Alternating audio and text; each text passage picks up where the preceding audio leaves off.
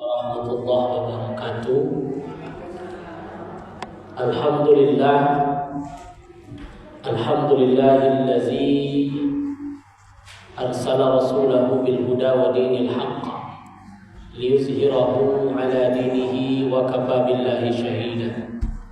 Ashhadu an la ilaha illallah wahdahu la syarika lah wa ashhadu anna Muhammadan abduhu wa rasuluhu la nabiyya ba'dah.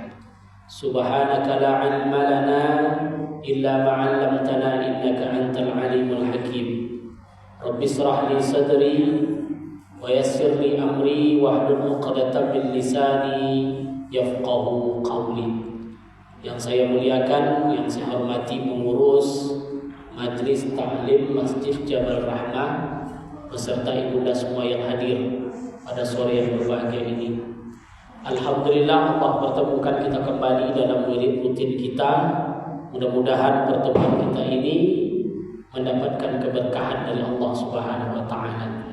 Amin ya rabbal alamin.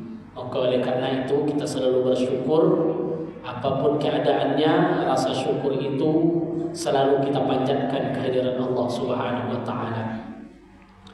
Berselawat kita kepada Rasulullah sallallahu alaihi wasallam. Allahumma shalli ala sayyidina Muhammad wa ala ali sayyidina Muhammad.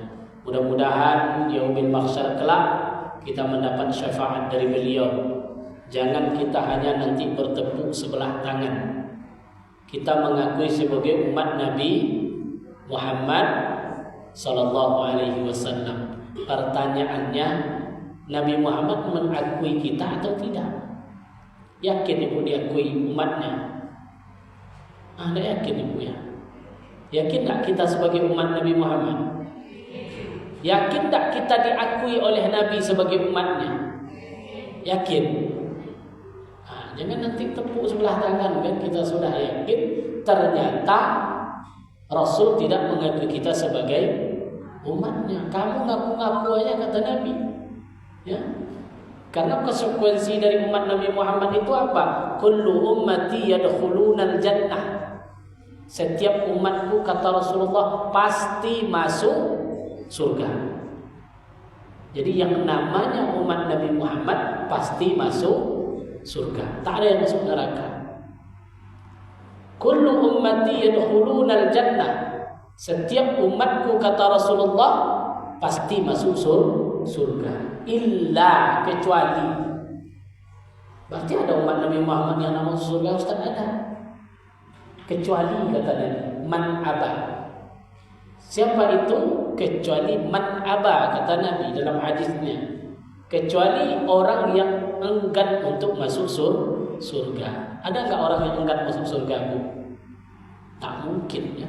Karena semua kita pasti ingin masuk surga. Maka mendengar Nabi berkata begitu, sahabat lalu bertanya, "Ya Rasulullah, wahai Rasulullah, man aba?" Siapa itu orang yang enggan? Maka Nabi menjawab, "Man atani dakhalal jannah."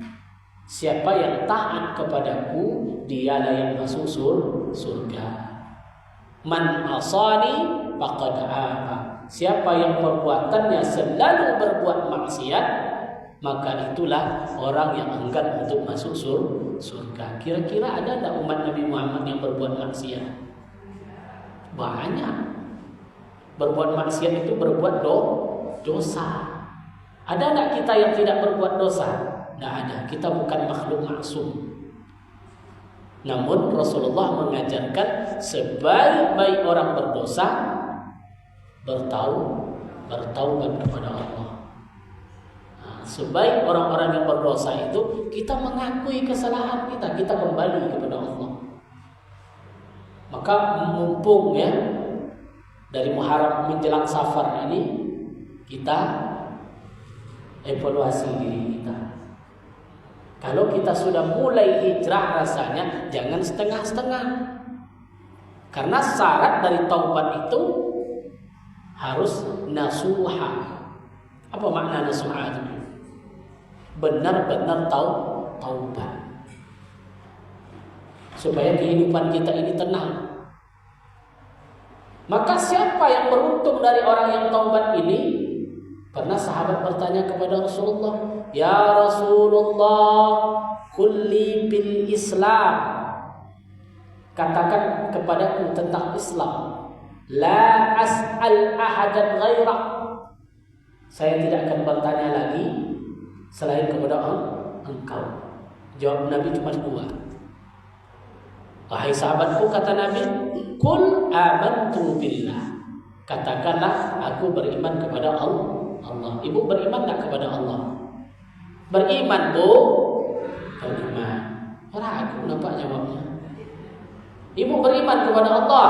Beriman. Summastaqim. Kemudian kamu istiqamah. Jadi iman saja tidak cukup. Taubat saja tidak cukup. Hijrah saja tidak cukup. Ada yang lebih penting dari itu. Apa namanya? Istiqamah. Ada yang tahu apa arti istiqamah? Istiqamah nama saya, bukan Ibu Istiqomah maksud saya. Ada yang tahu apa makna istiqamah? Terus menerus. Ada yang mengatakan istiqamah ini terus menerus. Yang lain? Apa makna istiqamah? Istiqamah itu asal katanya qamah, berdiri. Istiqamah, tegak lurus. Nggak mau pindah-pindah. Jangan kayak tumbuhan di atas bukit bisa goyang ke sana ke sini. Itu namanya istiqamah. Maka orang yang istiqamah itu orang yang betul-betul sekali dia kembali kepada Allah, dia tidak balik lagi. Ini istiqamah ini. Jadi istiqamah ini penting. Karena Allah yang mengatakan qalu rabbunallah tsumma istaqimu. Orang-orang yang mengatakan Allah sebagai Rabbku, kemudian dia istiqamah. Apa balasan Allah? Allah akan berikan kepada dia ketenangan batin. Jadi kalau ibu ingin tenang batinnya, kuncinya apa, Bu? Tidak hanya hijrah, tidak hanya taubat. Ustaz, saya sudah taubat kok saya nggak tenang. Jangan-jangan kita tidak istiqomah. Orang yang istiqomah dijamin oleh Allah, dia akan mendapatkan kebahagiaan. Dia akan mendapatkan ketenangan hidup. Ya, rajin majlis taklim, rajin sholat, tapi tiap hari statusnya galau. Ada juga tuh. Setiap hari statusnya galau. Allahu Akbar. Ada apa kira-kira? Jadi obat galau itu tadi istiqomah. Bahasa sederhananya begini, Bu. Ada orang yang taubat dari riba. Pokoknya saya hijrah. Saya tidak mau lagi riba. Tapi dia istiqomah. Digoda oleh begini-begini. Balik lagi. Hilang itu istiqomah. Percuma.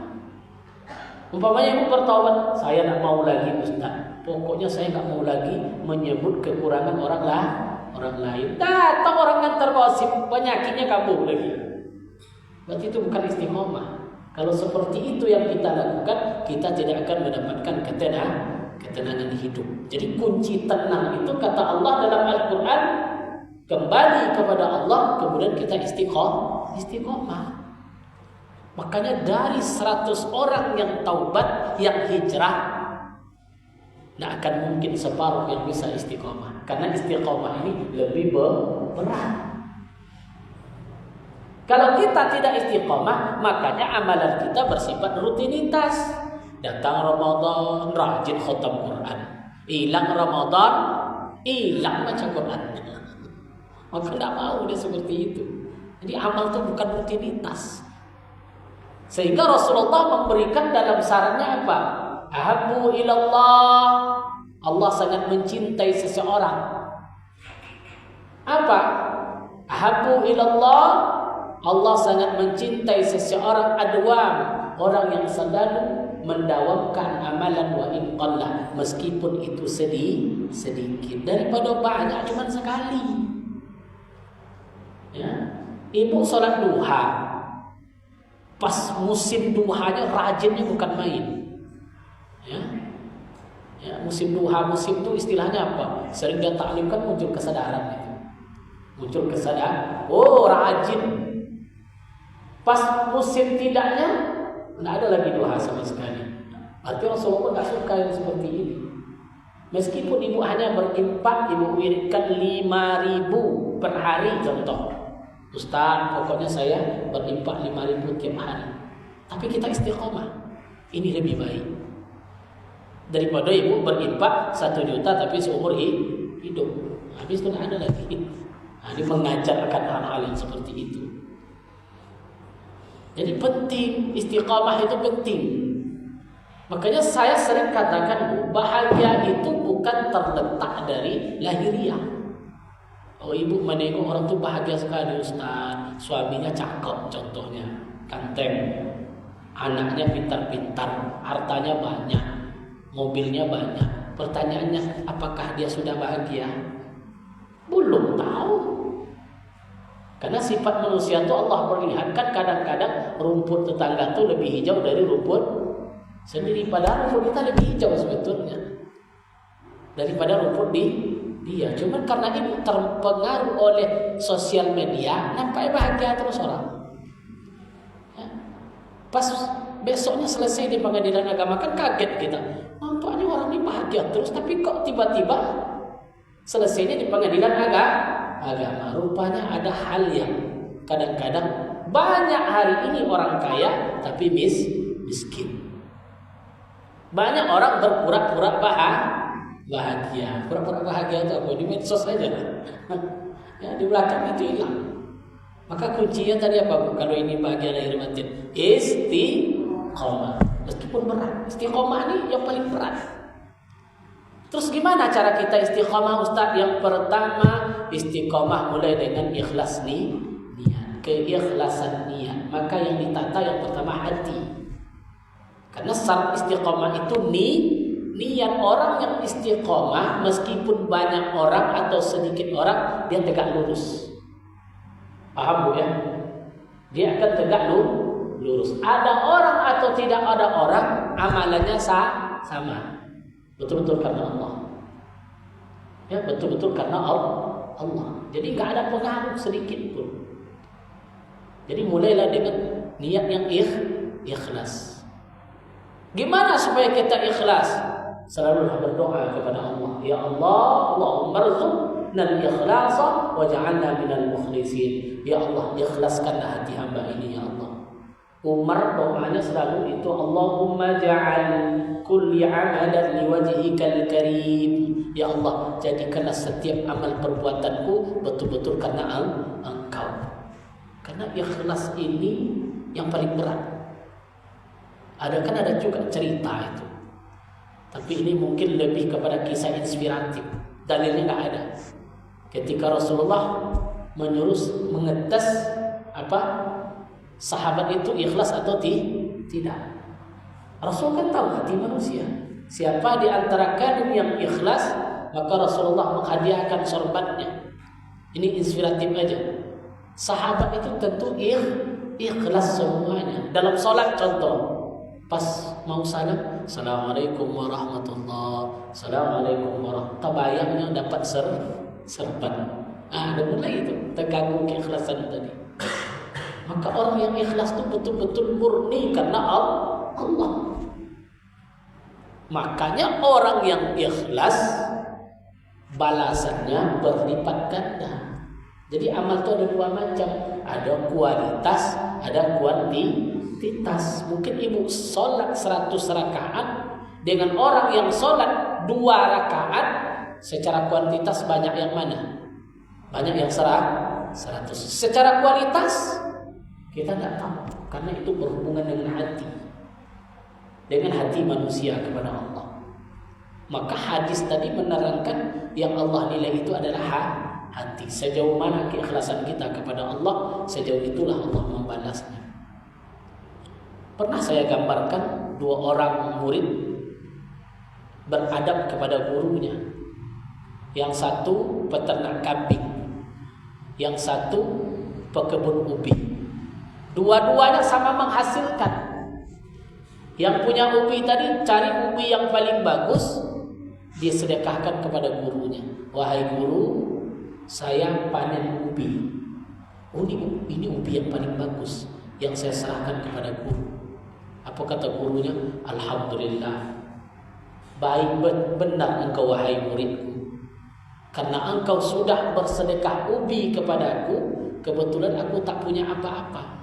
Aku hanya mempunyai seekor kambing. Ini balasannya. Kau bawalah kambing ini pulang.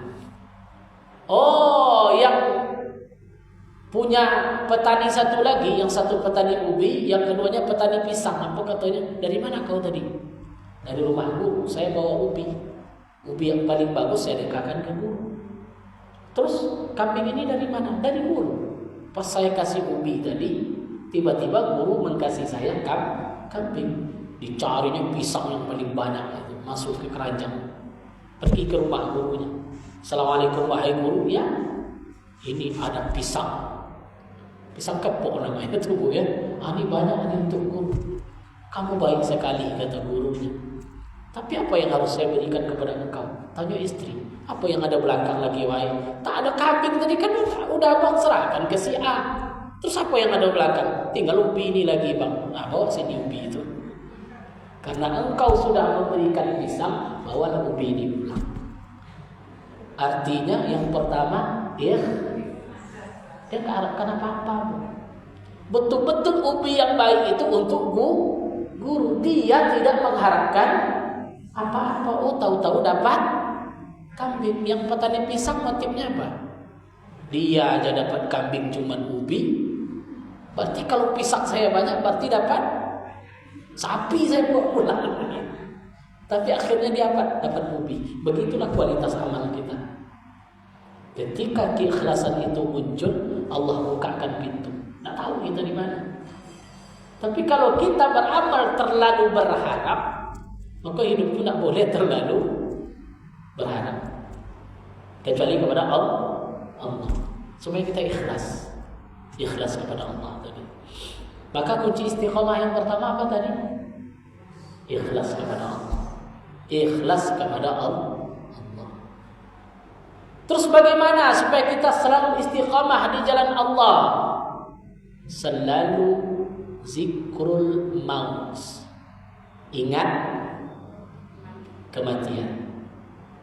Yang pertama tadi ikhlas. Yang kedua, ingat kematian. Karena orang yang mendapatkan husnul khatimah adalah orang yang istiqamah.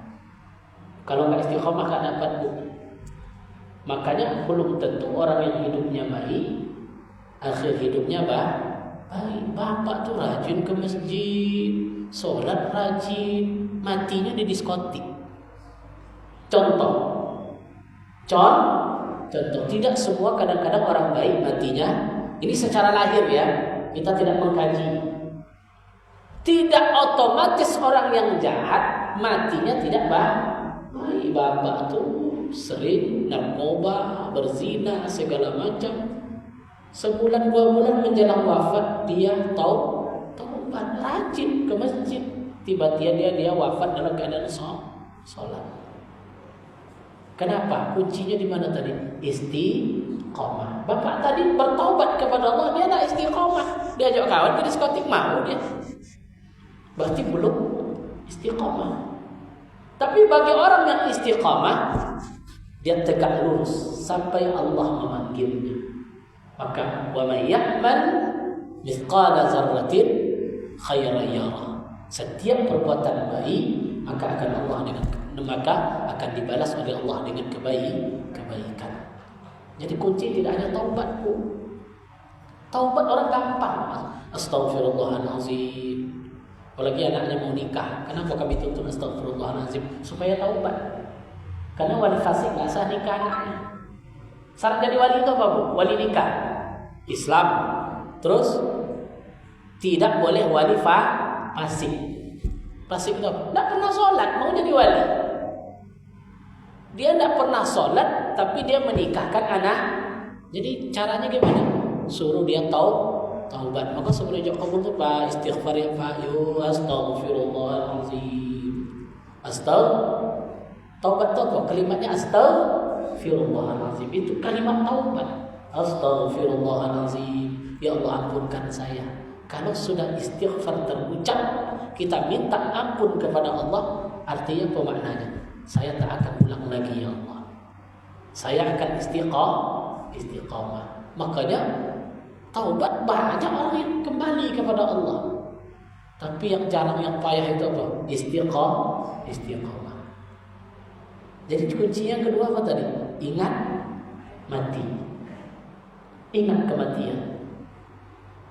Karena Imam Al-Qurtubi, Syekh Imam Al-Qurtubi mengatakan zikrul maut, hikmah daripada orang-orang yang ingat akan mati akan menghasilkan 3 macam dalam dirinya. Yang pertama, asra'ut taubah, setiap saat dia kembali kepada Allah. Setiap saat dia kembali kepada Allah. Astaghfirullahalazim, karena dia ingat. Yang kedua, apa? Asra'ul, dia akan izzatun fil ibadah. Yang kedua, muncul sifat semangat dalam beribadah. Kenapa orang tua-tua itu rajinnya ke masjid? Logikanya kenapa? Semangat betul ya ibadah. Kenapa masjid itu isinya banyak orang-orang tua? Tahu nggak alasannya kenapa? Kenapa mereka semangat? Karena sudah di ujung jalan. Bukan ujung usia, karena sudah di ujung jalan. Kenapa yang muda-muda tidak semangat?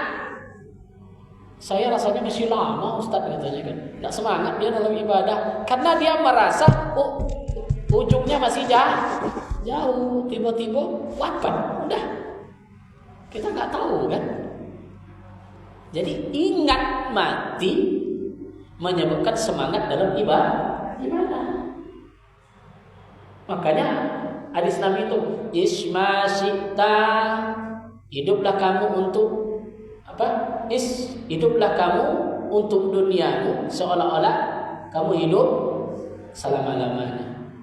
Dan hiduplah kamu untuk akhiratmu seolah-olah engkau mati besok. Ya'mal li dunyaka ka'annaka ta'ishu abada wa'mal li akhiratika ka'annaka tamutun ghada. Beramal untuk duniamu seolah-olah engkau hidup selama-lamanya. Beramal untuk akhiratmu seolah-olah engkau tahu ibu pesannya di sini apa? Bukan keseimbangan. Bahasanya, itu hadis itu harus seimbang dunia. Mana boleh seimbang dunia akhirat? Tidak boleh seimbang dunia dan akhirat. Yang harus apa dulu? Akhi, wal akhiratu khairu wa abqa, kata Al-Quran. Akhirat itu lebih baik dan lebih kekal. Bukan seimbang antara dunia dan akhirat. Tapi kan ada pesannya Ustaz. Coba kita dengar. Hiduplah kamu untuk duniamu seolah-olah engkau hidup. Kalau urusan dunia waktunya masih panjang, bisa ditunda. Kalau soal beli mobil, bisa enggak Bu ditunda Bu? Bisa 2-3 hari aja lah Bang. Itu urusan apa? Urusan dunia. Mau bangun rumah, bisa nggak ditunda? Kenapa bisa ditunda? Karena hidup masih. Kalau dalam urusan akhirat, bisa nggak ditunda? Nggak, mati besok. Seolah-olah mati besok. Jadi nggak bisa ditunda-tunda. Pas waktu zuhur masuk, kata abangnya, sholatlah lagi. Masih lama nih Bang. Sholat itu bukan dunia. Sholat itu akhirat. Jangan mati nanti kita belum.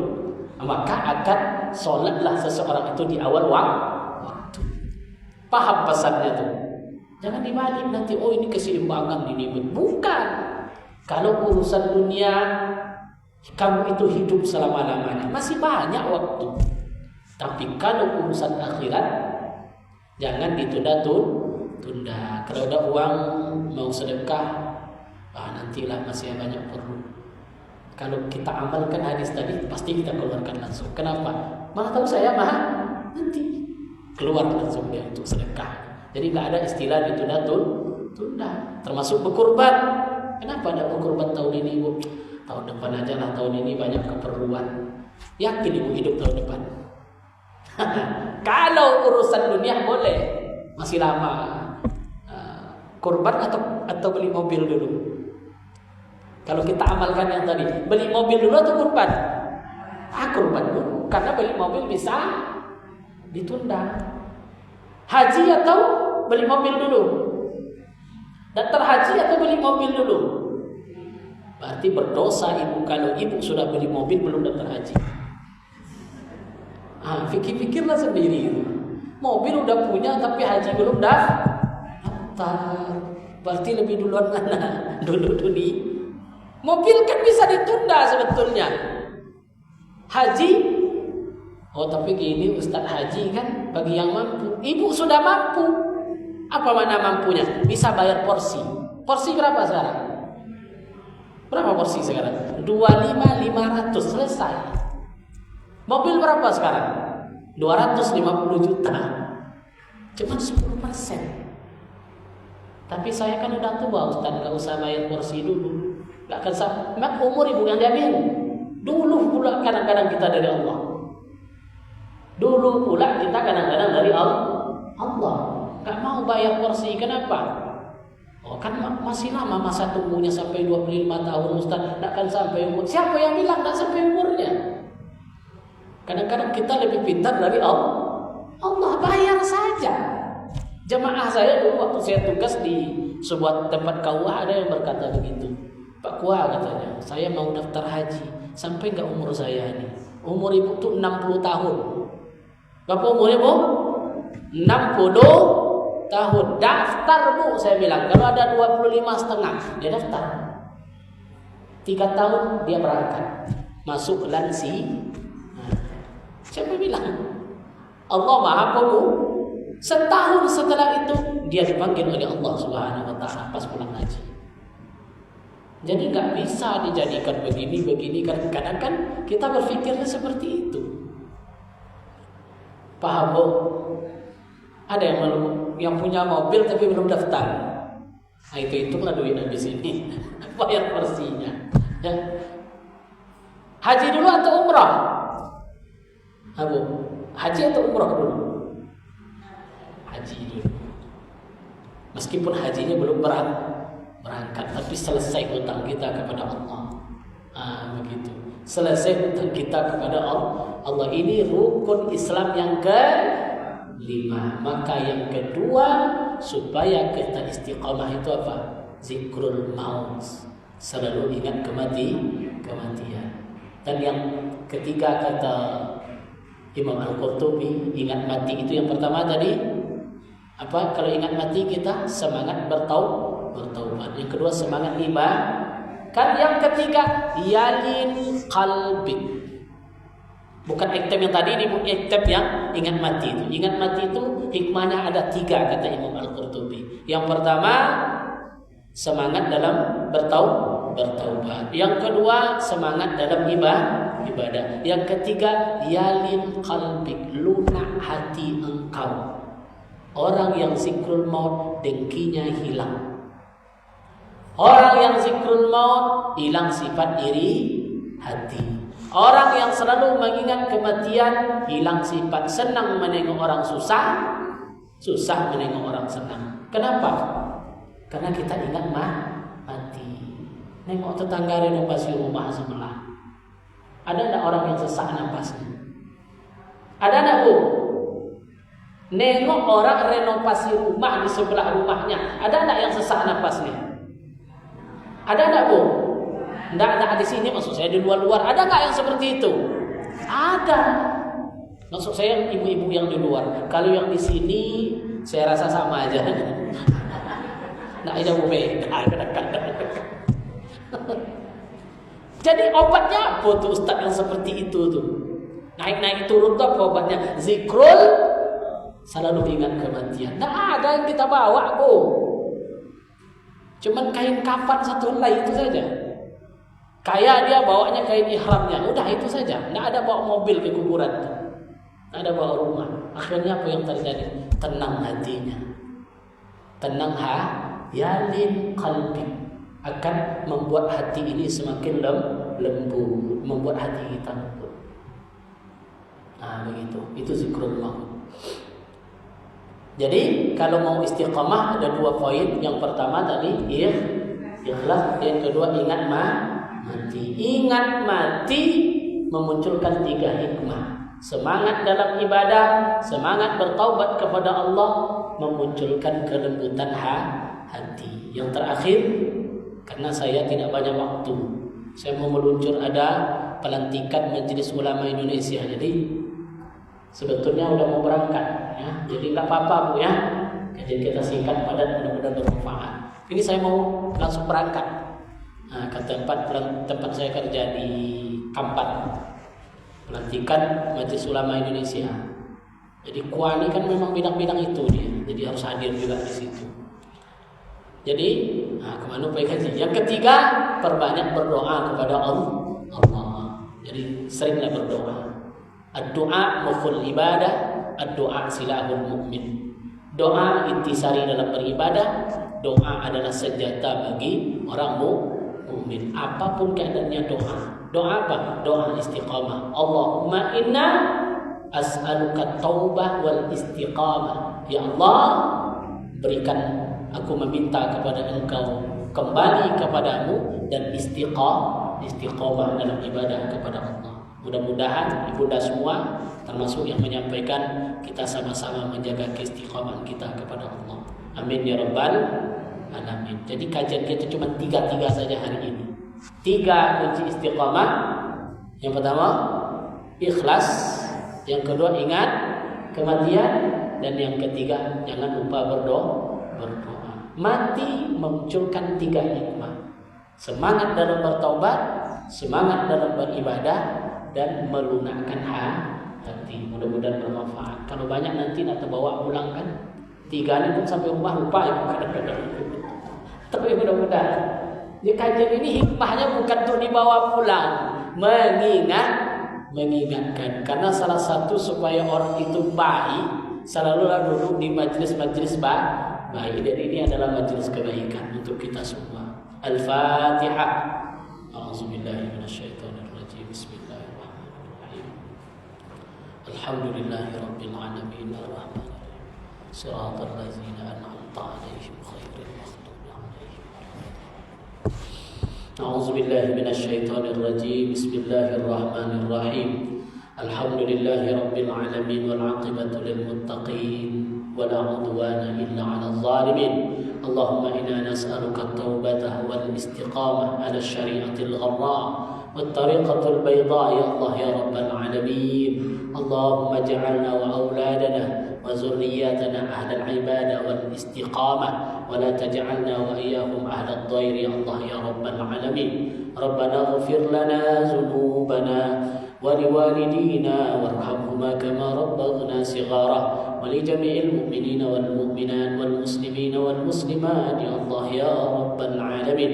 ربنا هب لنا من أزواجنا وذرياتنا قرة أعين واجعلنا للمتقين إماما. ربنا آتنا في الدنيا حسنة وفي الآخرة حسنة وقنا عذاب النار. سبحان ربك رب العزة عما يصفون وسلام على المرسلين والحمد لله رب العالمين. اللهم صل على سيدنا محمد طب القلوب ودوائها وعافية الأبدان وشفائها ونور الأبصار وضيائها وعلى آله وصحبه وسلم. اللهم صل على سيدنا محمد طب القلوب ودوائها عافية الأبدان وشفائها ونور الأبصار